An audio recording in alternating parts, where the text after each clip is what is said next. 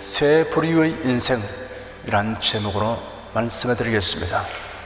고대 시실리에서 가장 번성한 도시를 통치하는 왕이 어느 날부터 고민에 빠졌습니다. 금으로 만든 왕관을 부수거나 망가뜨리지 않고 내용물을 알아볼 수 있는 방법이 무엇인가를 알려고 고심한 것입니다. 왕은 신전에 바칠 금관을 제조하도록 금세공 기술자에게 명령하였습니다. 그래야 왕관이 제조되었는데 이상한 소문이 나돌았습니다. 금세공 기술자가 왕궁에서 받은 금을 전부 쓰지 않고 일부를 가로채고 대신 은을 섞어 왕관을 만들었다는 것입니다. 그러나 당시로서는 진실을 알아볼 방법이 없었습니다. 왕은 아르키메데스를 불러 왕관에는 조금도 손상을 입히지 않고 알아내는 방법을 찾아보라고 하였습니다. 고민을 하던 아르키메데스가 공중 목욕탕에 갔는데 물이 가득 차 있는 탕에 몸을 잠그자 물이 밖으로 넘쳐 흐르는 것을 보는 순간 기발한 생각이 떠올랐습니다. 탕에서 흘러나오는 물의 부피는 물속으로 들어간 몸의 부피와 똑같을 것이라는 생각을 하게 된 것입니다. 그렇다면 큰 그릇에 물을 가득 채우고 그 물 속에 금으로 만든 왕관을 넣으면 왕관의 부피와 같은 부피의 물이 그릇에서 흘러나갈 것이다 라고 생각했습니다. 생각이 여기까지 미치자 아르키메데스는 더 이상 탕 속에 있을 수가 없었습니다. 새로운 발견에 흥분한 아르키메데스는 자신이 벌거벗었다는 것을 잊어버리고 알몸으로 거리로 뛰쳐나가 유레카! 유레카라! 라고 외쳤습니다. 유레카는 뜻밖의 발견했을 때 외치는 말입니다. 알았다! 라는 뜻입니다. 금은 금속 중에서 가장 밀도가 커서 같은 부피의 은보다 훨씬 무겁습니다. 그럼 먼저 왕관의 무게를 세밀히 측정하고 왕관과 무게가 똑같은 순금덩이와 순은덩이를 각각 준비하였습니다. 그래서 물을 가득 채우고 금덩이를 물속에 담근 후 흘러넘친 물을 팔아서 그 부피를 지었습니다. 아르키메데스의 추리에 의하면 그 물의 부피는 금덩이의 부피와 같아야 했습니다. 그런 다음 아르키메데스는 같은 무게의 은덩이를 물속에 넣었더니 예상과 같이 이때 흘러넘친 물의 부피는 금덩이보다 컸습니다.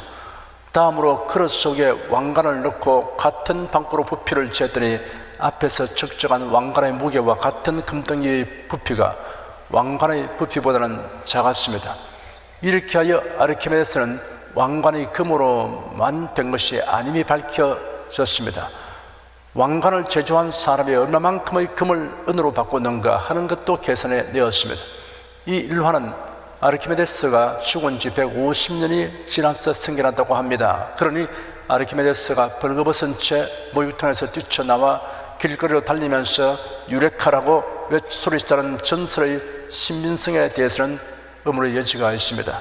하지만 아무도 모르는 법칙이나 원리를 발견한 사람의 기쁨이 얼마나 큰가를 말해주는 데는 공감을 갖게 하는 일화입니다. 당신의 일생에서 가장 큰 기쁨과 행복을 느끼게 하여 주는 것이 무엇입니까? 라는 질문을 받는다면 여러분은 어떻게 대답하시겠습니까? 참된 그리스도인의 대답은 이러합니다. 하나님이 계시다는 것과 하나님이 어떠한 분이신가를 알고 믿게 된 것입니다 라고 말할 것입니다. 덧붙여 설명하자면 창조주신 하나님, 예수 그리스도를 보내서 죄인을 구원하여 주신 하나님을 알고 믿게 된 것입니다. 성경에 기록되기를 여호와를 경외하는 것이 지혜의 근본이요 거룩하신 자를 아는 것이 명철이라 하였습니다. 예수께서 친히 말씀하시기를 영생은 곧 유일하신 참 하나님과 그의 보내신 자 예수 그리스도를 아는 것이니이다 하였습니다. 하나님에 대한 인식과 태도는 그 사람의 삶과 죽음의 의미를 결정짓게 합니다. 내세의 운명까지입니다. 누가 어떻게 생각하고 말하든 이 사실은 달라지지 않습니다. 하나님에 대한 인식과 믿음이라는 면에서 살펴보면 세 부류의 인생이 있습니다. 이를 분명하게 그리고 극적으로 대비하여 보여주는 장면이 다니엘서 3장과 6장에 있습니다. 이스라엘 백성들이 우상을 섬기고 하나님의 법도를 지키지 아니한 영고로 하나님의 징벌을 받아 바벨론 나라의 침략을 받았습니다. 그래야 나라가 망하고 백성들은 포로되어 끌려갔습니다. 백성들은 그제서야 눈물을 흘리며 회개하였으나 연나라의 기간을 보내지 않으면 안 되었습니다. 포로된 이스라엘 사람들 중에 특출하게 신앙이 깊은 이들이 있었습니다. 느부갓네살 왕은 포로들 중에서 영특한 젊은이들을 선발하여 왕궁에서 먹이고 교육하였습니다. 그 중에 히브리 청년 4명이 있었습니다. 그들의 이름은 다니엘, 사드락, 메삭, 아벳느고입니다. 히브리라는 말은 이스라엘 백성과 그들의 조상을 가리킵니다. 이 용어는 반대편, 저 너머 지역을 의미합니다. 가나안 원주민들에 의해 유브라데스 강 너머로부터 왔던 사람들에 붙여진 명칭으로 추정됩니다. 느부갓네살 왕이 꿈을 꾸고 그로 인하여 그의 마음이 번민하여 잠을 이루지 못했습니다. 왕이 마술사들과 주술가들과 점술가들과 갈대아 사람들을 불러 모으고 그들에게 말했으면, 내가 꿈을 꾸었는데 그 꿈을 알고자 하여 내 마음이 답답하다 하였습니다. 그러자 그들이 말하기를, 왕이시여 만수무강을 빕니다. 종들에게 그 꿈을 말씀하시면 우리가 해석하여 드리겠습니다 하였습니다. 왕이 대답하기를, 나의 명령은 확고하다. 만일 너희가 그 꿈과 그 해석을 내게 알게 하지 않으면 너희 몸을 토막낼 것이며 너희 집들은 그름더미가 될 것이다. 그러나 만일 너희가 꿈과 해석을 보여주면 내게서 선물과 보상과 큰 명예를 얻을 것이다. 그러므로 너희는 내게 그 꿈과 그 해석을 보여라. 그들이 대답하여 말하기를, 왕께서는 그 꿈을 종들에게 말씀하여 주십시오. 그리하시면 우리가 해석을 보여드리겠습니다 하니 왕이 대답하였으면, 내가 분명히 알고 있다. 너희가 내 명령이 확고한 것을 알고 시간을 벌려는 것이다. 그러므로 그 꿈을 내게 말하고 그 해석도 내게 말하라. 갈대아 사람들은 참으로 기가 찰 노릇입니다. 세상에는 왕의 그 일을 볼 수 있는 사람은 아무도 없습니다. 어떤 왕도 이런 문제를 내어 물어본 적이 없습니다. 신이 아닌 이상 왕의 요구대로 할 자가 없습니다. 그 말을 듣고 왕은 진노하였습니다. 바벨론의 지혜자들을 모두 처형하라고 명령하였습니다. 다니엘과 그 친구들도 죽음을 면할 수 없게 되었습니다. 그 소식을 들은 다니엘은 왕에게 나아가서 자기에게 시간을 주시면 자기가 왕에게 그 해석을 보여드리겠다고 하였습니다. 왕 앞에서 물러나온 다니엘은 그의 친구들에게 하나님께 기도하도록 부탁하였습니다.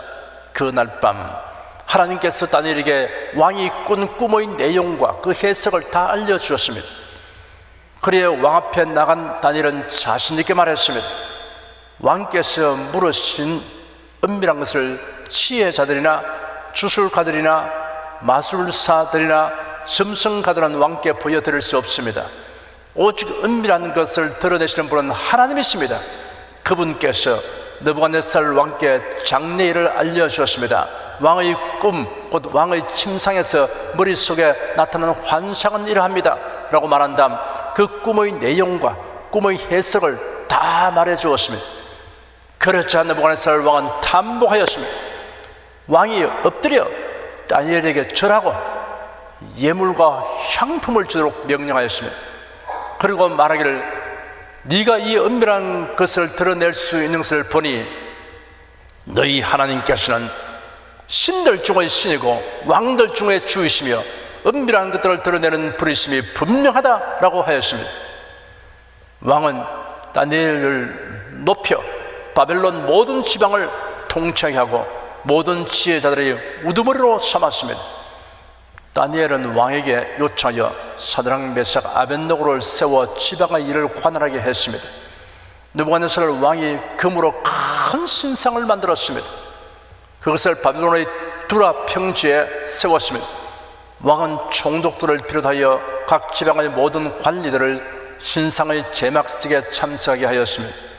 제막식이 될 때 왕의 명령을 반포하는 자가 큰 소리로 외쳤습니다.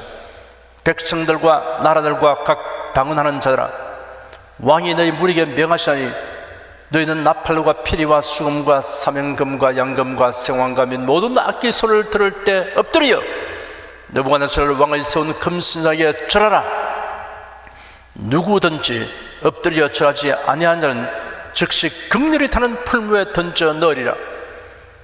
모든 사람이 정신을 차리고 대기했다가 악기 소리를 듣자 일제히 금신상에게 엎드려 절했습니다. 그런데 절하지 않고 그대로 서 있는 세 사람이 있었습니다. 갈대아 사람들이 즉시 그 사실을 왕께 고해 바쳤습니다. 왕이시여, 왕께서 칙령을 내려 모든 악기 소리를 듣는 자는 누구나 금신상에게 엎드려 절하라 하셨고, 누구든지 엎드려 경배하지 않는 자는 맹렬히 불타는 용광로 가운데 던져질 것이라 하셨습니다. 그런데 왕이시여, 유다 사람 사드락, 메삭, 아벳네고는 왕께서 바빌론 지방의 일들을 관하도록 임명하신 자들인데, 이 사람들이 왕을 존중하지 않으며 왕의 신들을 섬기지도 않고 왕께서 세운 그 금신상에 경배하지도 않습니다. 그 말을 듣고 왕은 진노하여 사드락, 메삭, 아벳네고를 끌어오라고 명령하였습니다. 즉시 끌려온 그들에게 왕이 말했습니다. 사드락, 메삭, 아벳네고야, 너희가 나의 신들을 섬기도 아니하고 내가 세운 금신상을 경배하지도 않는다고 하니 사실이냐? 라고 물었습니다. 그리고 다시 기회를 주겠다고 하였습니다. 악기가 연주될 때 금신상에 여전히 경배하지 않는다면 맹렬히 불타는 용광로 가운데 던져질 것이니 너희를 그 어떤 신이 내 손에서 구해낼 수 있겠느냐 하였습니다. 사드락과 메삭과 아벳네고가 왕에게 담대하게 대답했습니다. 느부갓네살이여, 우리가 이 일에 대하여 왕에게 대답할 필요가 없나이다. 만일 그렇게 된다면 왕이시여, 우리가 섬기는 우리 하나님께서 우리를 맹렬히 타는 용광로에서 능히 건져내시겠고 왕의 손에서 건져내실 것입니다. 그리 아니하실지라도 왕이시여, 우리는 왕의 신들을 섬기도 아니하고 왕의 세우신 금신상에 절하지도 아니할 줄을 아시옵소서. 그 말을 듣자 느부갓네살이 분노가 가득하여 그의 안색이 변하면서 추상 같은 명령을 내렸습니다. 용광로를 평소보다 7배나 더 뜨겁게 하고 사드락과 메삭과 아벳네고를 결박하여 맹렬히 타는 용광로 가운데 던지라. 용광로가 심히 뜨거움으로 사드락과 메삭과 아벳네고를 던지는 사람들이 그 불길에 타 죽었습니다. 사드락과 메삭과 아벳네고는 결박된 채 맹렬히 타는 용광로 가운데 떨어졌습니다.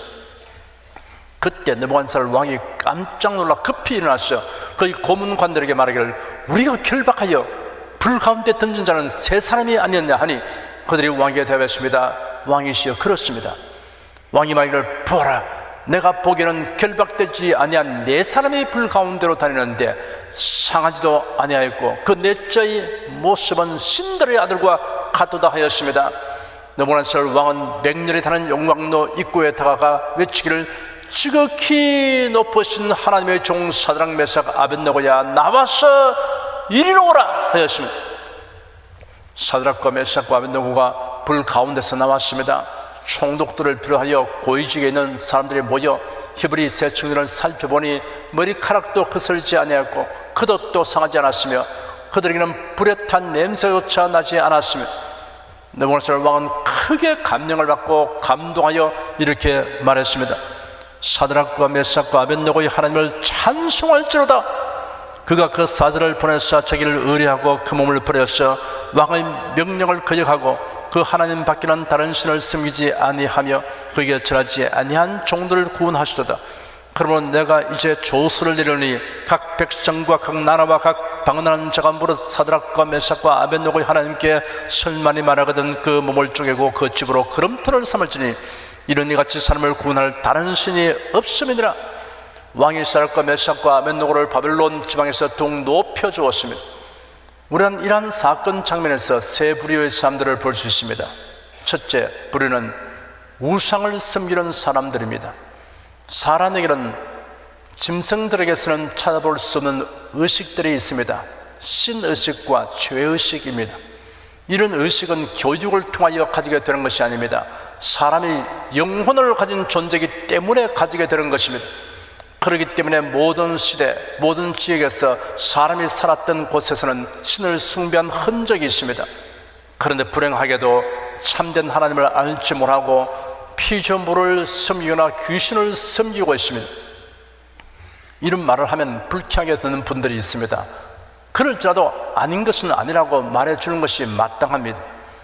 반딧불을 별빛으로 오인하는 사람에게 그렇다고 맞장구 치는 것은 정직한 행동이 아닙니다. 하지만 크게 비난할 문제는 아닙니다. 그런데 독버섯을 식용버섯으로 잘못 알고 채집하는 사람에게 무엇이든 착한 마음으로 열심히 채집하고 먹으면 된다고 말하는 사람은 부정직할 뿐 아니라 아주 나쁜 사람입니다. 무엇보다도 하나님에 관한 지식과 신앙에 있어서는 성경대로 말해야 할 것입니다. 이 일에는 양보나 타협이 있을 수 없습니다.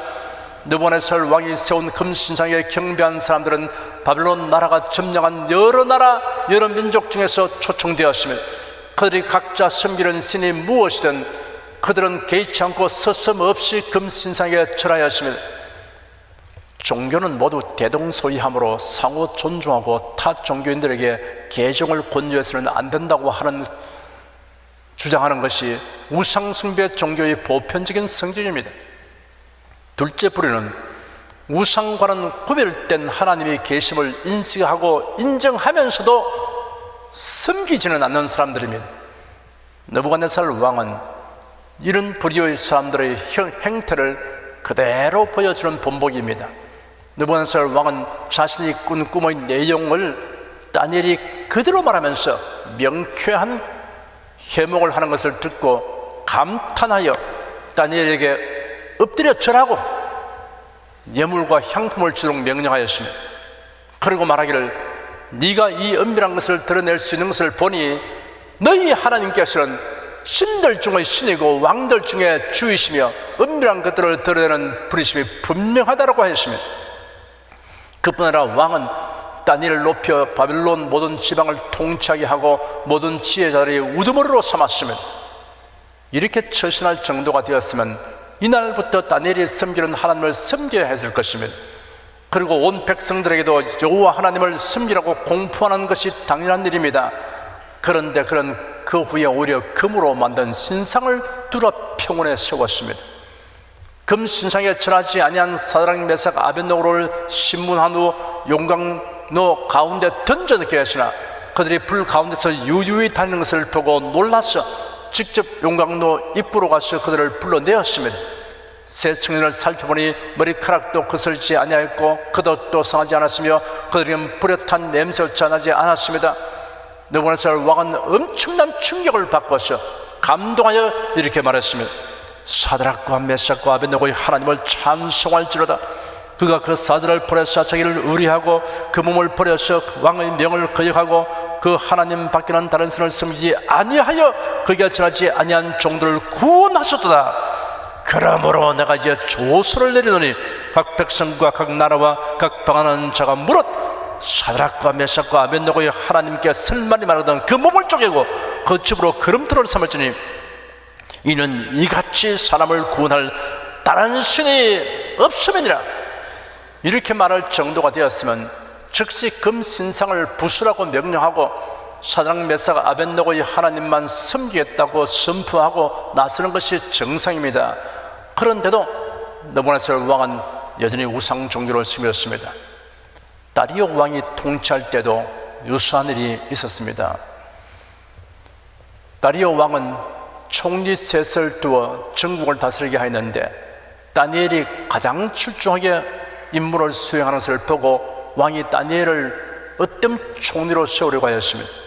이를 시기한 총리들과 대신들이 다니엘을 고소할 고소거리를 찾아내었습니다. 다니엘이 하나님을 독실하게 섬겨 날마다 기도하는 것을 생각해낸 것입니다. 그들은 왕 앞에 나가서 아부하며 말하기를 이제부터 30일 동안에 누구든지 왕 외 어느 신에게나 사람에게 무엇을 구하면 사자굴에 던져넣기로 하는 금지령을 세우고 그 조서에 왕의 도장을 찍어서 변개치 못하게 하여 달라고 요구하였습니다. 다리오 왕은 그 금지령이 다니엘을 겨냥한 것이라고는 생각지 못했습니다. 그래야 다니엘은 고소되었고 사자굴에 던져졌습니다. 왕은 일어나여 뜬 눈으로 밤을 보내고 이튿날 새벽에 일어나 급히 사자굴로 가서 근심 어린 소리로 다니엘을 불렀더니 다니엘이 무사했습니다. 다리오 왕은 즉시 다니엘을 고출한 후 참수한 자들을 끌어와서 사자고에 던져넣게 하였더니 그들이 굴 밑에 닿기 전에 사자가 그들을 덮쳐서 모든 뼈를 부수뜨렸습니다. 다리오 왕이 온 땅에 있는 모든 백성과 나라들과 다른 언어를 말하는 자들에게 다음과 같이 칙령을 내렸습니다. 원컨대 많은 평강이 내게 있을지어다.